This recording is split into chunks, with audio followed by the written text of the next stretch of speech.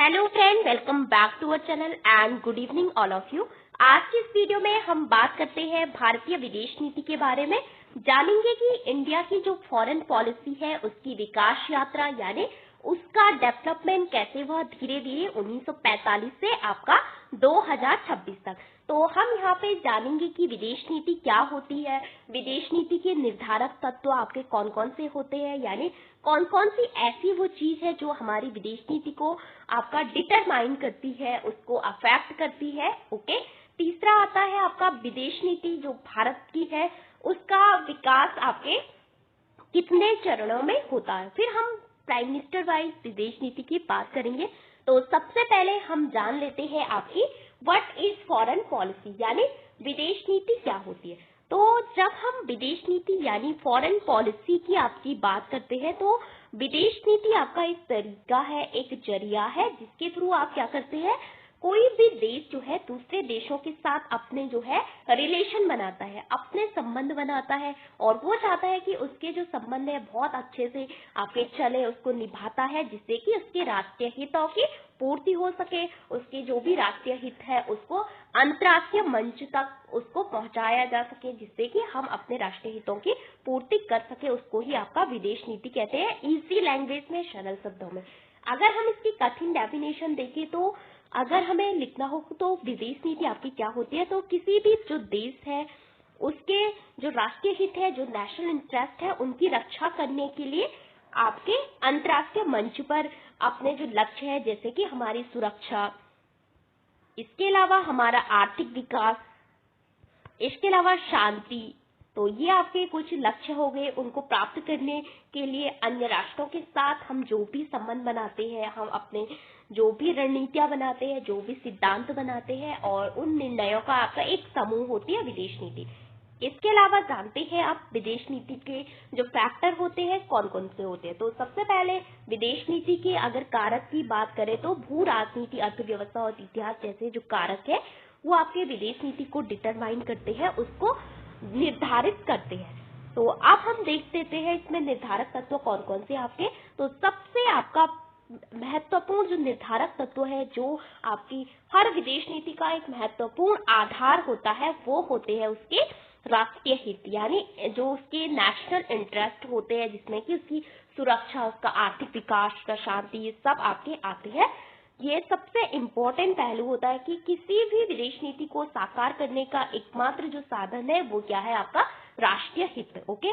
फिर आता है आपका भौगोलिक स्थिति यानी आपका भूगोल, आपके देश की सीमाएं कहाँ है, आपके देश की बाउंड्री कहाँ है, आपके देश की पोजीशन क्या है। जैसे कि भारत की पोजीशन अगर हम बात करें तो इंडियन ओशियन में भारत को एक इम्पोर्टेंट आपका माना जाता है, स्ट्रैटेजिक लोकेशन देखे तो। इसके अलावा भारत का आकार, पड़ोसियों के साथ हमारे जो संबंध होते हैं वो भी हमारी विदेश नीति को अफेक्ट करता है, उसको डिटरमाइन करता है। इसके अलावा बात करें तो इकोनॉमिक डेवलपमेंट यानी आपका आर्थिक विकास कैसे हो, आपकी अर्थव्यवस्था कितनी बड़ी है, इसके अलावा आपके देश में कौन कौन से संसाधन है, आपकी जो औद्योगिक क्षमता वो कितनी है, विदेश व्यापार की जो आपकी नीतियां हैं वो भी हमारे विदेश नीति को क्या करती है, डिटरमाइन करती है।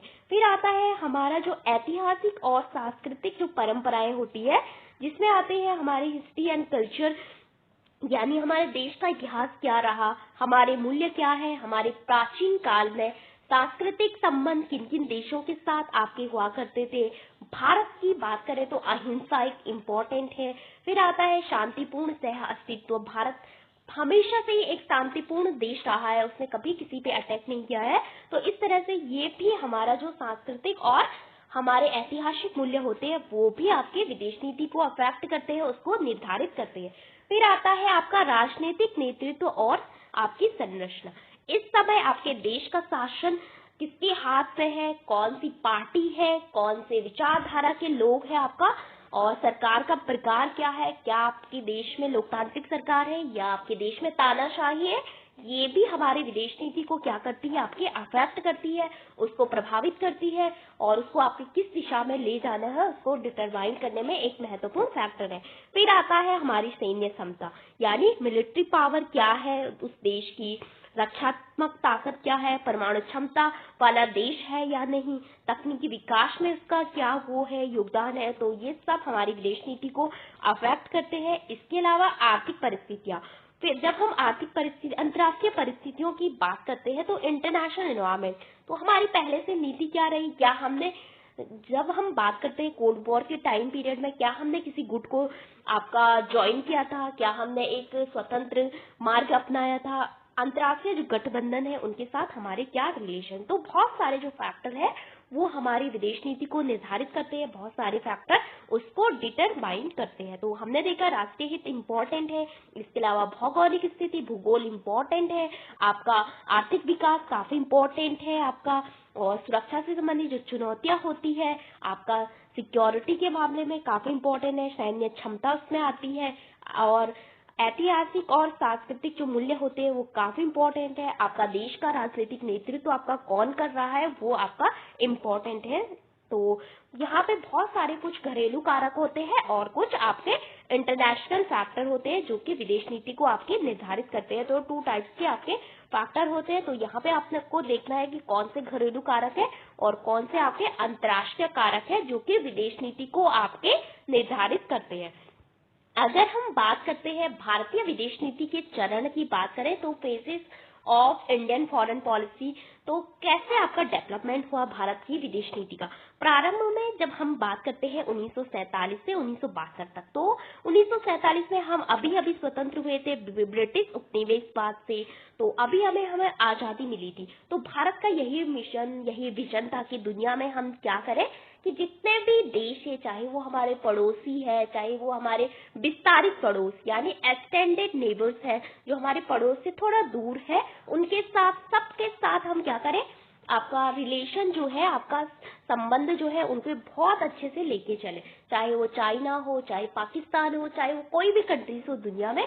तो हमने वहां पे कौन सा मार्ग अपनाया, आपका आशावादी गुटनिरपेक्षता का, यानी जो आपका आदर्शवाद का जो मार्ग है वो हमने आपका प्रारंभ में अपनाया। इसलिए हमने क्या किया कि दोनों ध्रुवों से पहले तो हम दूर रहे, बहुत सारे जो देश हैं जो अभी भी गुलाम है उनको आजाद कराने में भारत की महत्वपूर्ण भूमिका आपकी देखी होगी, जैसे कि रंगभेद का विरोध करता है भारत, साम्राज्यवाद का विरोध करता है। तो ये सारे हमारे पहले चरण में आते हैं।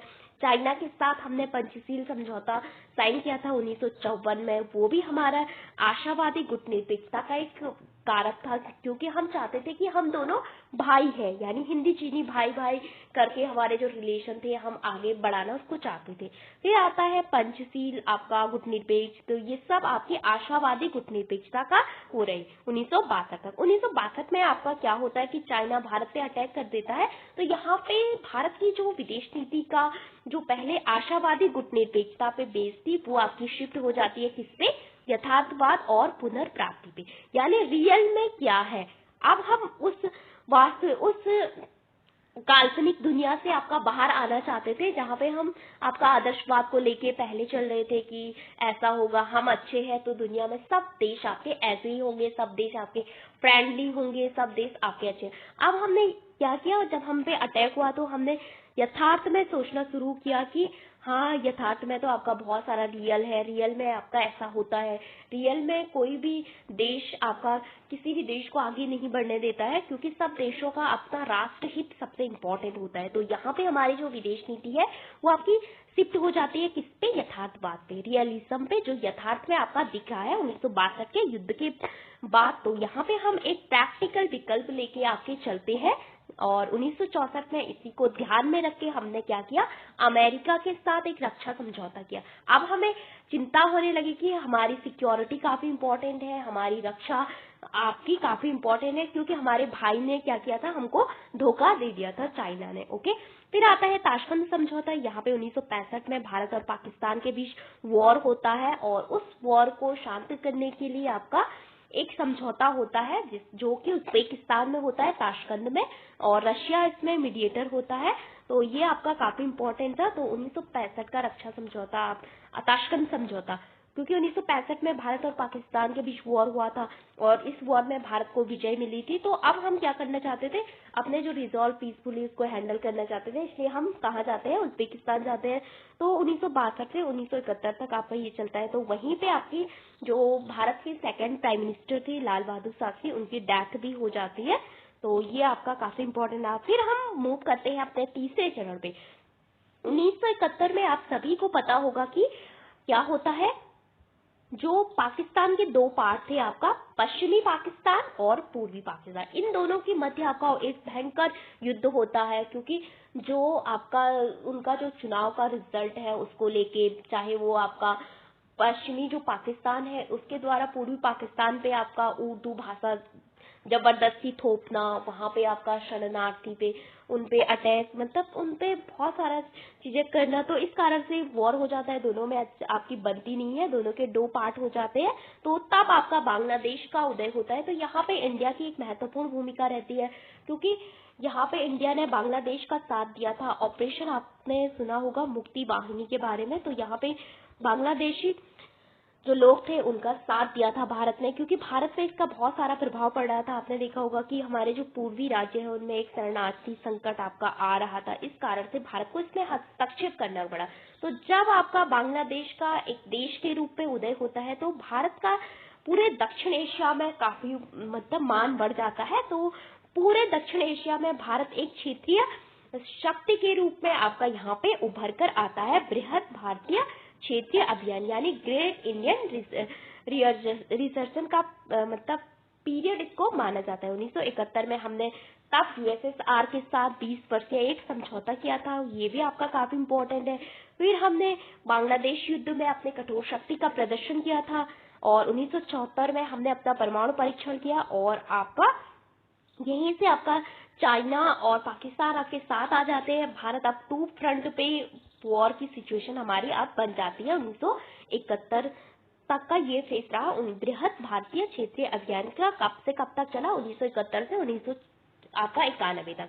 फिर आता है चौथा चरण, जिसको हम सामरिक स्वायत्तता की सुरक्षा बोलते हैं, स्ट्रैटेजिक ऑटोनॉमी। हमें एक मतलब स्ट्रैटेजिक ऑटोनॉमी आपकी चाहिए थी। अब यहाँ पे क्या हो गया, आपका शीत युद्ध का अंत होता है, सोवियत संघ का विघटन होता है। तो हमारी जो अर्थव्यवस्था थी कहीं ना कहीं आपकी सोवियत संघ के साथ बहुत रिलेटेड थी, ओके, क्योंकि हमारा मॉडल तो मिश्रित था, लेकिन हम सोवियत संघ की बहुत सारी चीजों को आपका फॉलो करते थे, चाहे वो पंचवर्षीय योजना हो, राज्य का अधिक कंट्रोल हो, समाजवादी जो मॉडल है जहाँ पे सारी चीजें आपकी सरकार के पास होती है, उत्पादन के जो साधन है सरकार आपका परमिशन देती है। आपको एक छोटा सा उद्योग भी खोलना है, इसके लिए भी आपको सरकार से परमिशन ले। तो यहाँ पे जैसे ही सोवियत संघ का विघटन होता है, समाजवादी मॉडल आपका फेल हो जाता है, तो क्या होता है, आपका दुनिया में एक आर्थिक संकट आता है। तो भारत भी इसके अछूता नहीं रहता है। भारत में एक बहुत बड़ा क्राइसिस आता है जिसको एलपीजी क्राइसिस आप कहते हैं, लिबरलाइजेशन, प्राइवेटाइजेशन एंड ग्लोबलाइजेशन। तो हम अपने देश में आप रिफॉर्म करते हैं। तो यहाँ पे हम क्या करते हैं, रिफॉर्म। इस समय हमारे वित्त मंत्री कौन थे, आपके डॉक्टर मनमोहन सिंह, और प्राइम मिनिस्टर थे पीवी नरसिम्हा राव। तो उदारीकरण की नीति भारत ने यहाँ पे अपनाई थी, अपने नई आर्थिक नीति जिसको कहा जाता है। तो एक ध्रुवीय दुनिया के साथ हमने अपना आर्थिक संकट को रिसॉल्व किया था। उसके बाद हमने बहुत सारे उद्योगों को, जितने भी हमारे जो थे, उनको प्राइवेट कर लिया था। कुछ ही उद्योग हमने 7-8 रखे थे सरकार के उसमें, ओके। फिर हमें एक मार्केट की जरूरत थी, इसलिए हमने पूर्व की ओर देखो नीति अपनाई, जो कि आसियान देशों, दक्षिण पूर्व एशिया के साथ जो एशिया के देश के साथ हमारे जो आर्थिक संबंध थे उनको आगे बढ़ाना था। फिर हमने गुजरात डॉक्ट्रिन अपनाया, फिर दूसरा परमाणु परीक्षण किया। तो ये आपका सब चौथे चरण में आएगा 1991 से 1998 तक। फिर आता है तीसरा चरण, जिसको आप रणनीतिक चरण भी आपका कहते हैं। तो यहाँ पे पांचवा चरण में भारत एक संतुलन शक्ति के रूप में आपका उभर कर आता है। तो यहाँ पे चीन के उदय के खिलाफ संतुलन, भारत अमेरिका के साथ भी आप क्या करने लगा था, समझौते करने लगा था, क्योंकि यहाँ पे इससे पहले 2000 तक की बात करें तो अमेरिका के साथ हमारे जो रिलेशन थे वो कभी भी आपके अच्छे नहीं थे। 1974 में हमने परमाणु परीक्षण किया, अमेरिका ने हम पे प्रतिबंध लगा दिया। 1965 में अमेरिका ने पाकिस्तान का साथ दिया। 1971 में भी सेम वही, क्योंकि पाकिस्तान सीटो सेंटो इन सभी का आपका मेंबर्स था। और 1998 में हमने फिर से आपका न्यूक्लियर टेस्ट किया, उस बात भी अमेरिका ने हम पे क्या किया, आपका प्रतिबंध लगा दिया। फिर आपका 2000 तक अमेरिका 2000 में अमेरिका पे अटैक होता है, आपने सुना होगा 2001 में वर्ल्ड ट्रेड सेक्टर पे। तो उसके बाद हमारे जो संबंध होते हैं थोड़ा अच्छे हो जाते हैं। हम 2003 में अमेरिका के साथ एक समझौता करते हैं जिसका नाम था 123 agreement, India US civil nuclear deal.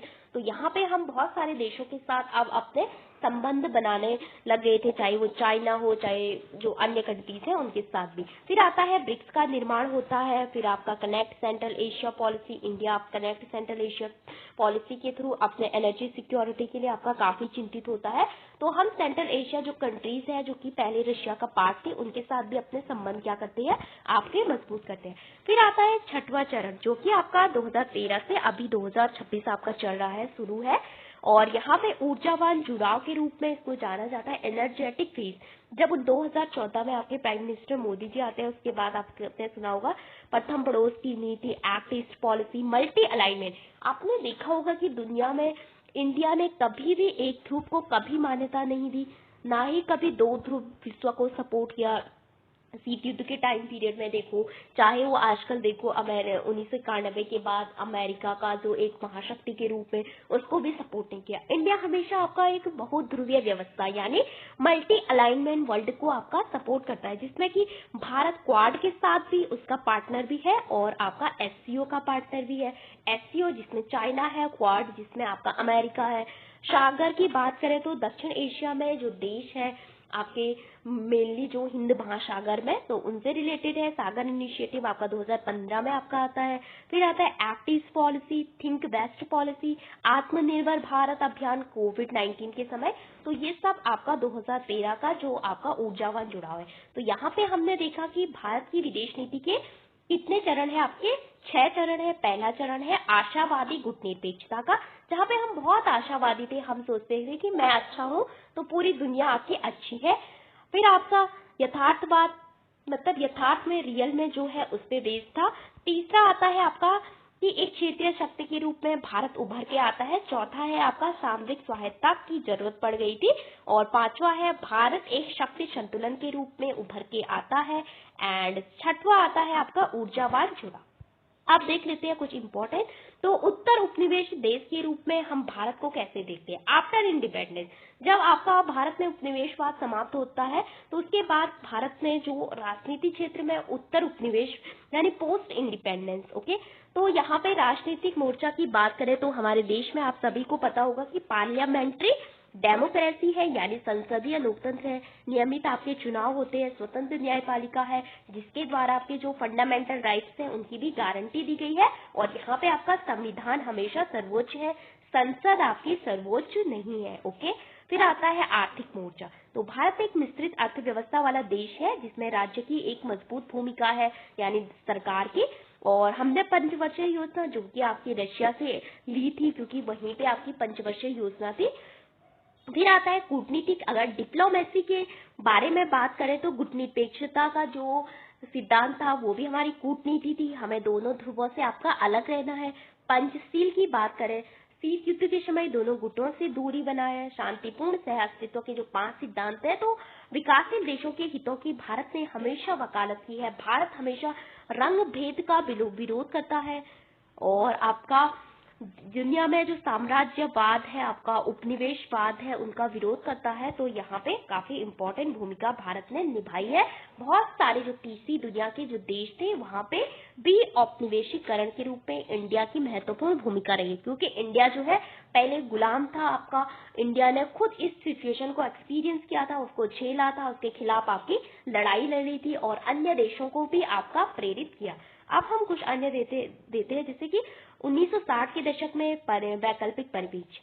तो आपने सुना होगा फेबियन सोसाइटी के बारे में, जो कि आपके इंग्लैंड में बनी थी। नेहरू जी ने इसको काफी सपोर्ट किया था, तो उनका आदर्शवाद आपका इसी से प्रभावित था, फेबियन सोसाइटी का जो आइडिया था। फिर आता है स्वतंत्र पार्टी का शास्त्रीय रूढ़िवादी दृष्टिकोण, अमेरिका को मित्र बनाना। फिर आता है हिंदुत्व पर पुनरुत्थानवादी, आरएसएस का सांस्कृतिक संचालित, ओके। फिर हम देखते थे सुरक्षा और विदेश नीति के दो अलग अलग परिप्रेक्ष्य के गठबंधन द्वारा नेहरूवादी मुख्यधारा को चुनौती दी गई थी, ओके। फिर आता है उग्र नेहरूवाद, आपने सुना होगा कौटिल्य का मंडल सिद्धांत, तो इसको हम बाद में पढ़ेंगे।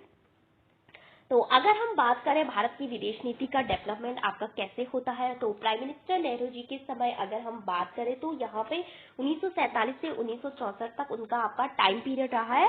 तो 1945 में भारत राष्ट्रमंडल के सदस्य के लिए आपका मतलब विचार करता है कि मुझे आगे जाके जब मैं स्वतंत्र होऊंगा तब राष्ट्रमंडल का सदस्य बना। इससे हमारी संप्रभुता आपका कहीं नहीं जाएगी, क्योंकि हमारी संप्रभुता आपकी बनी रहेगी, इसलिए हमें राष्ट्रमंडल का सदस्य बनना है।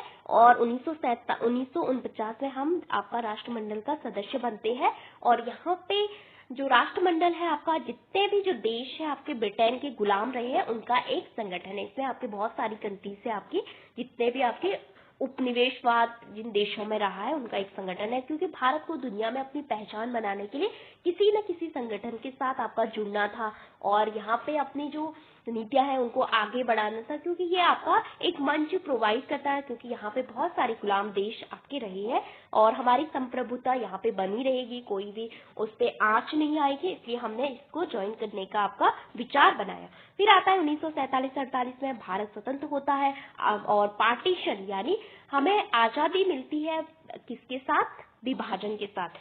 और भारत हमें बटा हुआ यानी भारत और पाकिस्तान दो देश थे आपके, बट जाते हैं धर्म के आधार पे। तो यहाँ पे आपका प्रथम भारत पाक युद्ध होता है 1948 में। पाकिस्तान कश्मीर पे आपका अटैक कर देता है। आपको पता होगा कि अलकायदा जो आपका कबालियों के रेश में, तो यहाँ पे काफी इंपॉर्टेंट ये प्रथम वॉर भी इसको माना जाता है। 1950 में हम नेपाल के साथ आपकी मित्रता की संधि करते हैं, ये इंपॉर्टेंट है। 1949 के साथ हमने भूटान के साथ पहली मित्रता की संधि की थी। तो 2007 तक भारत जो है भूटान की फॉरेन पॉलिसी को भी काफी डायरेक्ट करता था। फिर हमने 1950 में एक लियाकत समझौता किया था जो कि काफी इम्पोर्टेंट था, आपका अल्पसंख्यकों के जो राइट थे उनसे संबंधित था। 1954 में चाइना के साथ आपका पंचशील समझौता हुआ था, जहाँ पे आपके 5 प्रिंसिपल दिए गए थे, पंडित जवाहरलाल नेहरू और चाइना की तरफ से कौन थे, चाओ एन लाई। फिर आता है 1960 में आपका सिंधु जल संधि। तो यहाँ पे जो 6 नदियां हैं उनको लेके थे, जैसे कि ICJ यानी इंडस, सिंधु, चिनाब, झेलम पाकिस्तान को दी गई थी और आपका RBS रावी, ब्यास, सतलज भारत को। तो अभी भारत ने इसको बंद कर दिया है, बंद नहीं, अभी इसको आपका कुछ दिन के लिए रोक लगा दी है इस पे ऑपरेशन सिंदूर के बाद से। फिर आता है 1960-61 में हमने क्या किया, चीन के साथ सीमा विवाद यानी अग्रगामी नीति, इसको कहा जाता है नेहरू जी की फॉरवर्ड पॉलिसी। तो ये आपकी 1961 में भारत ने अपनाई थी। ओके। फिर आता है बेलग्रेड सम्मेलन, ये गुटनिरपेक्ष देशों का पहला सम्मेलन होता है 1961 में, बेलग्रेड में आपका होता है। फिर आता है आपका भारत चीन युद्ध 1962 में और 1963 में हमने क्या किया, PTBT नाम से एक आंशिक परमाणु परीक्षण प्रतिबंध संधि मतलब हस्ताक्षर, ये आपके नेहरू जी के समय के थे। शास्त्री जी के टाइम पीरियड की बात करें 1964 से 1966 तक, इनका टाइम पीरियड आपका बहुत छोटा रहा, लेकिन यहाँ पे भी भारत में बहुत सारी चीजें आपकी नई आई, जैसे कि 1965 में इस समय भारत अंदर घरेलू लेवल पे भी आपका लड़ रहा था, क्योंकि हमारे देश में खाद्यान्न की कमी थी, हमारे देश में आपका पर्याप्त खाद्यान्न नहीं था। अमेरिका हमको मतलब गेहूं देता था, PL 480 एक एग्रीमेंट था उसके तहत। तो यहाँ पे 1965 में भारत पाकिस्तान का युद्ध होता है, तो पाकिस्तान द्वारा ऑपरेशन जिब्राल्टर के साथ ये आपका युद्ध शुरू किया जाता है और 1965 में भारत को ये इसमें विजय प्राप्त हो जाती है। तो फिर आपका ताशकंद समझौता होता है 1966 में, कहाँ पे, उज्बेकिस्तान में सोवियत संघ की मध्यस्थता में, और दोनों से जो सेनाएं थी उनको वापस बुलाया जाता है। अब विवादों का शांतिपूर्ण समाधान को हल करने के लिए आपका ये समझौता किया था। फिर 64 में आपको पता होगा अमेरिका के साथ सुरक्षा समझौता 1962 के वॉर के बाद, और चीनी आक्रमण का मुकाबला करने के लिए हमने ये किया था। फिर 1965 में आपका अमेरिका के साथ आपका एक एग्रीमेंट होता है जिसको कहा जाता है PL 480 नाम से। तो ये आपका काफी इम्पोर्टेंट आपका रहा है। तो ये शास्त्री जी का टाइम पीरियड था। फिर आता है इंदिरा गांधी जी 1966 से 1977 और 1980 से 1984। तो 1966 में इंदिरा गांधी जी आती है, तो 1967 में सिक्किम को लेके आपका विवाद हो जाता है और वहां पे 2 दर्रे हैं, एक का नाम है नाथुला, एक का नाम है चोला करके। तो यहाँ पे चाइना के साथ हमारी कुछ झड़प हो जाती है, तो चीन की इस आक्रामकता का भारत मुंहतोड़ जवाब देता है 1967 में। तो ये आपका काफी इम्पोर्टेंट है। फिर आता है वो पीरियड जब भारत एक शक्ति के रूप में पूरी दुनिया में आपका उभरता है, बांग्लादेश को एक स्वतंत्र देश के रूप में मान्यता देता है और उसका उदय भारत के कारण ही हुआ। अगर भारत हस्तक्षेप नहीं करता तो शायद ही बांग्लादेश आपका एक नई कंट्री आपकी बन पाती। तो यहाँ पे आपका 1971 में हमने बांग्लादेश वॉर के समय सोवियत रशिया के साथ एक ट्रीटी की थी, जो कि आपकी कूटनीति रूप से काफी इम्पोर्टेंट थी, जहाँ पे कि 1971 में ये आपकी 20 वर्ष के लिए आपकी हुई थी। फिर आता है 1971 में भारत पाकिस्तान को के बीच, मतलब पाकिस्तान और बांग्लादेश के बीच युद्ध होता है। किसको लेके? आपका बांग्लादेश को लेके, मतलब पूर्वी पाकिस्तान के बीच। तो 93,000 शरणार्थी थे वो आपके भारत में आ जाते हैं। फिर आपका शिमला समझौता होता है 1972 में। तो यहाँ पे पूरी उनकी सेना को मतलब लौटा दिया जाता है, जो भी हमारे पास थे उनके, और जो आपका क्षेत्र इंडिया ने जीते थे वो भी। और बोला जाता है कि अब हम जो विवाद होंगे उसका क्या करेंगे, मध्यस्थता से उसका मतलब सोल्यूशन ढूंढेंगे, किसी भी तीसरे देश को आपका बीच में आपका नहीं आने देंगे। 1972 में हमने बांग्लादेश के साथ भी एक ट्रीटी की थी। वहां के जो नेता थे शेख मुजीबुर रहमान, जिसको कि बांग्लादेश का राष्ट्रपिता भी आपका कहा जाता है। तो 25 वर्षीय आपसी सहयोग और सुरक्षा की नींव थी, ये एक मैत्री संधि होती है। फिर आपका शिमला समझौता होता है। तो यहाँ पे हमने बोला था कि एलओसी को ये एक आपकी निर्धारण, एक मतलब एक रेखा होगी, इंटरनेशनल बॉर्डर होगा भारत और पाकिस्तान के बीच। तो 1972 में ये आपका न्यूज में रहा था। फिर आता है 1974 में भारत के द्वारा पहला परमाणु परीक्षण किया जाता है। कोड नेम था आपका स्माइलिंग बुद्धा। तो अमेरिका प्रतिबंध लगाता है और पोखरण में शांतिपूर्ण परमाणु परीक्षण भारत करता है। अंडरग्राउंड ये था क्योंकि भारत पहले से ही आपका पीटीबीटी, पार्शियल टेस्ट बैंड ट्रीटी, जो आंशिक परमाणु प्रतिबंध संधि थी, उसका मेंबर था। तो भारत एक शक्ति संपन्न देश के रूप में आपका उभरता है। फिर आपका 1974 में भूमि सीमा समझौता होता है। शेख मुजीबुर रहमान जो कि बांग्लादेश से थे, आपके बांग्लादेश के नेता थे, उसके बाद उनकी हत्या हो जाती है 1975 में, जिनकी बेटी शेख हसीना है अभी।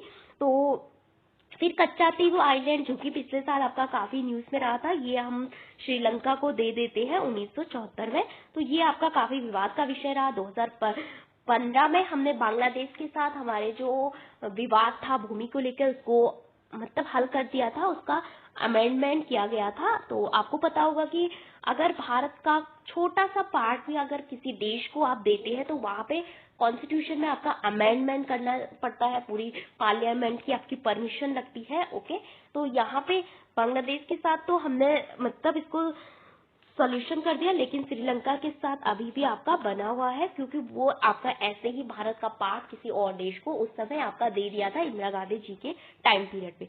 फिर आता है राजीव गांधी जी का टाइम पीरियड। तो यहाँ पे भारत की जो सेना थी पहली बार आपकी किसी दूसरे देश में जाती है, जो कि आपका कहाँ पे जाती है, श्रीलंका में। तो आपको पता होगा कि श्रीलंका में सिंहली और तमिलों के बीच आपका एक विवाद चल रहा था, जो लिट्टे को लेके काफी लंबा चला। तो पहली बार इंडियन पीस कीपिंग फोर्स 1987 में श्रीलंका में जाती है। उसके बाद 1987 में भारत श्रीलंका शांति समझौता होता है, राजीव और जयवर्धने समझौते उनको कहा जाता है। फिर आता है मालदीव के साथ भी आपका ऑपरेशन कैक्टस को लेकर यहाँ पे काफी न्यूज में रहता है। फिर आपका 1978 में 88 में जो भारतीय प्रधानमंत्री राजीव गांधी थे, वो आपके कहा जाते हैं आपका चाइना जाते हैं अपने संबंधों को अच्छा करने के लिए। तो ये आपका उनका चीन दौरा 1988 में उन्होंने किया था। तो राजीव गांधी प्राइम मिनिस्टर बने थे इंदिरा गांधी जी की हत्या के बाद। फिर 1989 में सीबीएम यानी विश्वास निर्माण उपायों के लिए भारत चीन संयुक्त कार्य समूह का आपका गठन किया जाता है। फिर आता है नरसिम्हा राव जी का टाइम पीरियड 1991 में आपकी उदारीकरण, वैश्वीकरण, निजीकरण की नीति, भारत में बीओपी क्राइसिस आपका आ जाता है, मनमोहन सिंह के द्वारा नई आर्थिक नीति अपनाई जाती है और आईएमएफ से हम ऋण लेते हैं। और 1992 में पूर्व की ओर देखो नहीं, दक्षिण पूर्व एशियाई देशों के साथ संबंधों को मजबूत करना, आसियान के साथ संवाद साझेदारी हमारी शुरू हो जाती है।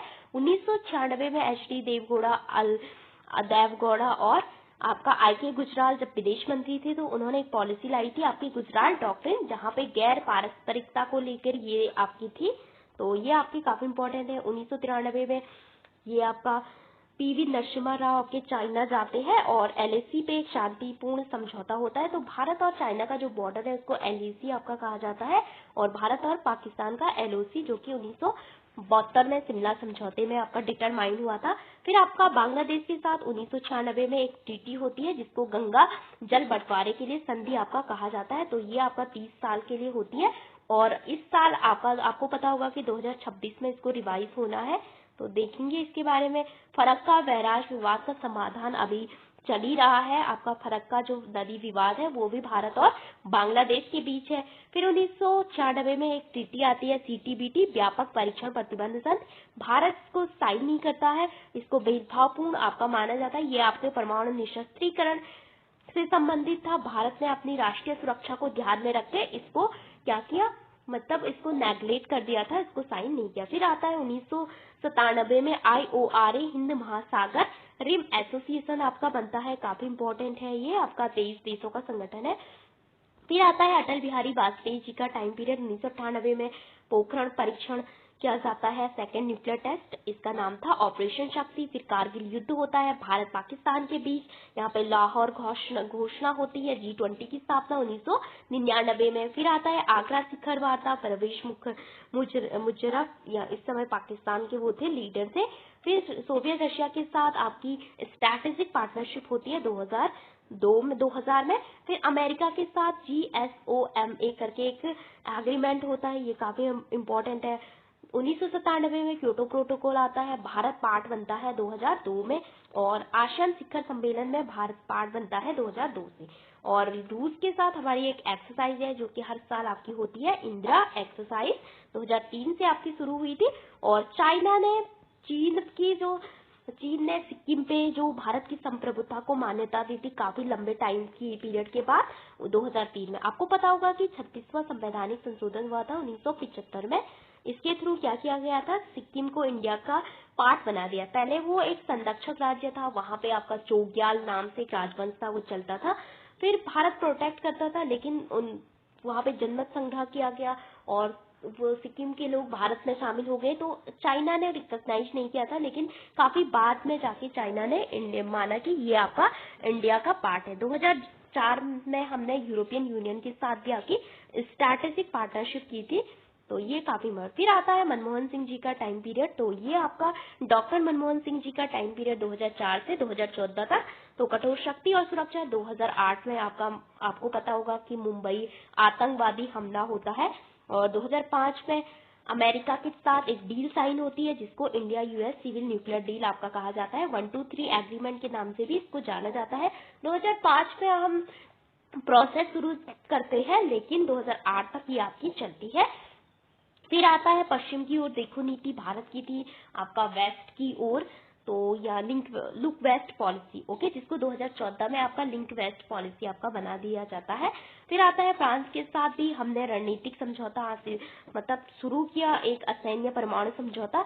और आपका चीन के साथ एक साझा दृष्टिकोण होता है 2008 में, ये आपका यूजीसी नेट में आपका पूछा गया था।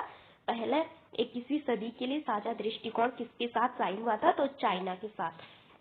फिर आता है 2008 में प्रथम भारत अफ्रीकी मंच शिखर सम्मेलन होता है। तो ये आपकी अभी तक 3 बार हुआ है, एक 2011 में आपका हुआ था, तो ये इम्पोर्टेंट है। फिर आसियान के साथ FTA होता है 2010 में और भारत आसियान रणनीतिक भागीदार बने, यानी स्ट्रैटेजिक पार्टनरशिप बने भारत और आसियान 2012 में। मोदी जी का टाइम पीरियड 2014 से 2019 तक।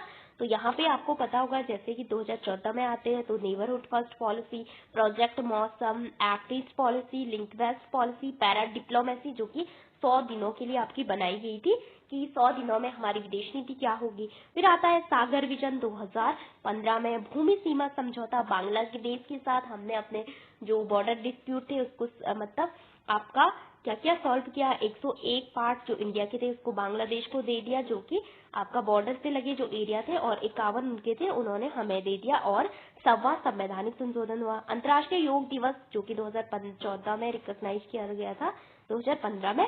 अंतर्राष्ट्रीय सौर गठबंधन 2000 आपका कब बनता है, 2015 में। अभी अमेरिका से बाहर निकल चुका है। और 2016 में आपका पेरिस जलवायु समझौता होता है 2016 में, काफी इंपॉर्टेंट है, क्लाइमेट चेंज से लड़ने के लिए ये किया गया था।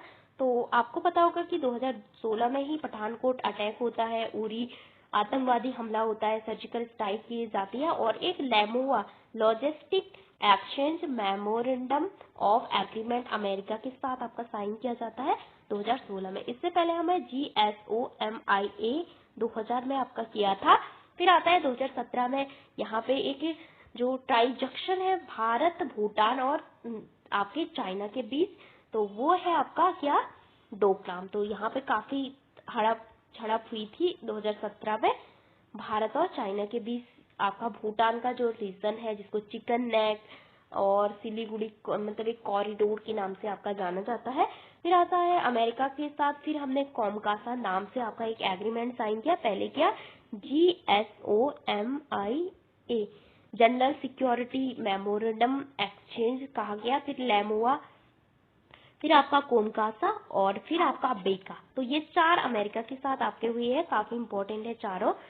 तो फिर आता है आपका 2018 में भारत ने 2017 में पहले तो भारत क्वाड और SCO दोनों में शामिल होता है। क्वाड जो कि 4 इम्पोर्टेंट जो देश है उनका संगठन है, जिसमें आता है पहले तो 1992 से भारत और अमेरिका इसमें शामिल थे। आपका मालाबार एक्सरसाइज इन दोनों के बीच होती थी। फिर 2007 में शिंजो आबे ने इसका आइडिया दिया था, जो कि जापान के प्राइम मिनिस्टर थे। तो 2017 से इसकी सबमिट आपकी होने लगी थी।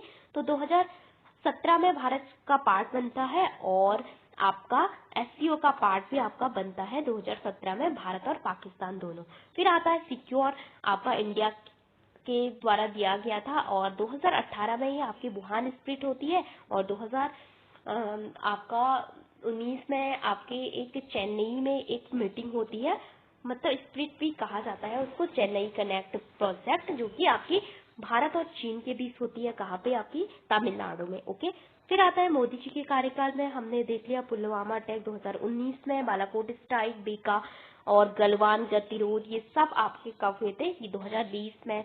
19 में चेन्नई कनेक्ट, ये आपका इम्पोर्टेंट है। वैक्सीन मैत्री नाम से कोविड-19 के समय हमने ये आपका इनिशिएटिव चलाया था। पंचामृत जो गोल थे काफी इम्पोर्टेंट है, 5 गोल इंडिया ने लिए थे। लाइफ मिशन काफी इम्पोर्टेंट है ये भी। फिर आता है 2070 तक भारत का जो लक्ष्य है न्यूट्रल कार्बन, मतलब शून्य करना, नेट जीरो करने का, तो ये आपका काफी इंपॉर्टेंट है। आप जितना एमिट करोगे उतना ही आप सिंक करोगे। ओके। फिर 2+2 डायलॉग, जो कि आपके रक्षा मंत्री और विदेश मंत्री के दो, मतलब इन दो के बीच होता है। तो 2018 में हमारा अमेरिका के साथ शुरू हुआ था, फिर 2018-19 में जापान के साथ आपका शुरू हुआ, फिर 21 में आपका किसके साथ, रशिया के साथ आपका शुरू होता है। फिर मध्य एशिया शिखर सम्मेलन, कनेक्ट सेंट्रल एशिया पॉलिसी, जो कि 2012 में आपकी आई थी। फिर हम अब शिखर सम्मेलन भी करने लगे थे 2022 में। फिर 2023 में आपको पता होगा कि G20 शिखर सम्मेलन इंडिया में होता है। एंड फिर उसके बाद क्या होता है आपका 2024 में चाइना के साथ आपका कुछ हड़प झड़प होती है, आपका कहाँ पे, ये आपको पता होगा कि काफी लंबी हुई थी 2024 में।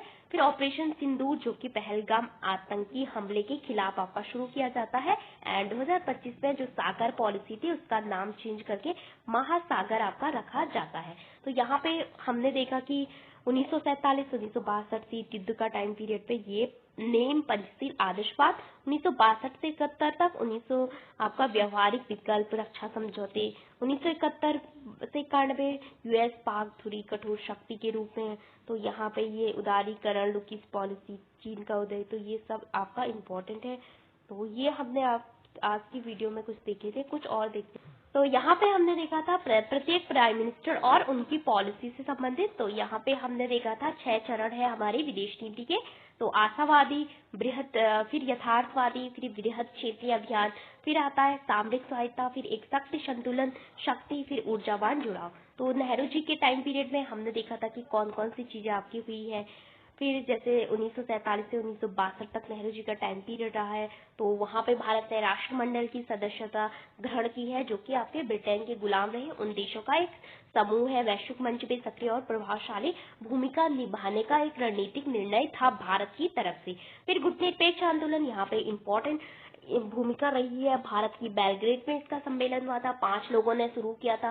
पहले शिखर सम्मेलन में आपके 25 लोग इकट्ठा हुए थे, 25 देश। उसके बाद आज की संख्या 120 के अराउंड है। फिर आता है 1954, इससे पहले 54 में पंचशील समझौता, फिर 55 में बांगडुंग सम्मेलन। फिर आता है 1953 में सोवियत संघ के साथ हमने संबंधों को बनाने की प्रक्रिया आपकी शुरू कर दी थी, नेहरू जी के समय से ही।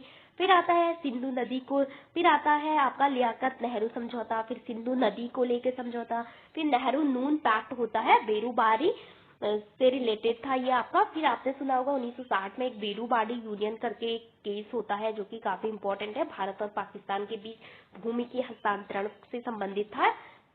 फिर प्रथम कश्मीर युद्ध ये आपका पहले हुआ था 1947-47 में। फॉरवर्ड पॉलिसी, भारत चीन युद्ध। फिर शास्त्री जी का टाइम पीरियड 1965 में पाकिस्तान के साथ युद्ध, फिर समझौता हुआ उज्बेकिस्तान में। ओके। एंड इंदिरा गांधी जी के टाइम पीरियड में हमने देखा कि बृहद क्षेत्रीय अभियान के तहत भारत एक आपका रीजनल पावर के तौर पे आपका उभर के आता है। जब बांग्लादेश का एक स्वतंत्र देश के रूप में क्रिएशन होता है, भारत की भूमिका आपका महत्वपूर्ण रहती है। तो यहीं पे हमने सोवियत रशिया के साथ ट्रीटी की, बांग्लादेश के साथ मैत्री ट्रीटी की, शिमला समझौता किया, फिर स्माइलिंग बुद्धा नाम से पहला न्यूक्लियर टेस्ट किया, फिर सीमा जो कूटनीति जैसे कि बांग्लादेश के साथ सीमा समझौता को लेके, भूमि समझौता था, कच्चा टीबू को लेके, श्रीलंका को हमने इंडिया का कुछ पार्ट आपका दे दिया था। राजीव गांधी की बात करें तो पहली बार इंडिया की पीस कीपिंग फोर्स अगर किसी देश में गई थी, वो गई थी आपकी श्रीलंका में। फिर 1988 में इन्होंने चाइना की यात्रा की, CBM वहां पे एक इम्पोर्टेंट आपका वो था कॉन्फिडेंस बिल्डिंग मेजर्स को लेके कि हमें विश्वास बनाए रखना है एक दूसरे में। फिर चौथा चरण PV नरसिम्हा राव का सामरिक स्वायत्ता, और ये इम्पोर्टेंट आपका चरण था। और 1991 में आपने देखा होगा आर्थिक संकट आया था देश में, LPG क्राइसिस। और 1992 में आपकी जो पूर्व की ओर देखो नीति। फिर आता है 1993 में आपका LAC पे शांति और समझौता को लेके काफी इंपॉर्टेंट रही। फिर आता है आपके गुजरात डॉक्ट्रिन 1996 में आई थी, काफी इंपॉर्टेंट थी। फिर 1996 में ही आपकी क्या आई थी, CTBT। फिर आता है पोखरण 1998 में। फिर आपका लाहौर घोषणा, आगरा शिखर वार्ता, ये आपका काफी इंपॉर्टेंट है। अटल बिहारी वाजपेयी जी के टाइम पीरियड पे हुई। G20 भी उन्हीं टाइम पीरियड पे आपका बना था। एंड अमेरिका के साथ अगर समझौते की बात करें तो जिसोमिया नाम से एक समझौता है जो कि 2002 में आपका हुआ था। फिर आपका रशिया के साथ हमने रणनीतिक साझेदारी की थी 2000 में, यहाँ पे पुतिन भारत आए थे, रशिया के प्रेसिडेंट। फिर इंदिरा संयुक्त अभ्यास हमने 2003 से इन दो देशों के बीच आपका शुरू किया था। 2003 में ही चाइना ने सिक्किम के ऊपर इंडिया की जो संप्रभुता थी उसको मान्यता दी। उसके बाद आता है आपका आसियान शिखर सम्मेलन के हम पार्ट बने थे 2002 से। एंड 2004 में आपका यूरोपियन संघ की जो साझेदारी है, वहां पे स्ट्रैटेजिक पार्टनरशिप है, वो आपने भारत ने इनके साथ आपकी की थी। अगर हम डॉक्टर मनमोहन सिंह जी की बात करें तो वहां पे अमेरिका के साथ न्यूक्लियर डील होती है, 2005 में ये होती है और 2008 तक ये चलती है। फिर NSG को लेके भारत को खास छूट यहाँ पे अमेरिका की तरफ से आपकी दी जाती है, लेकिन चाइना बार बार यहाँ पे इंडिया की जो सदस्यता है उसको ब्लॉक करता है।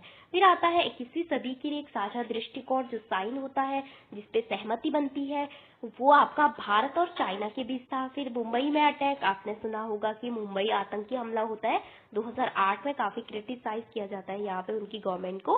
एंड उसके बाद 2005 में look west policy, east Asia summit, ये सभी आपकी होती है। ओके, जो ईस्ट एशिया समिट जो आसियान से रिलेटेड है आपकी।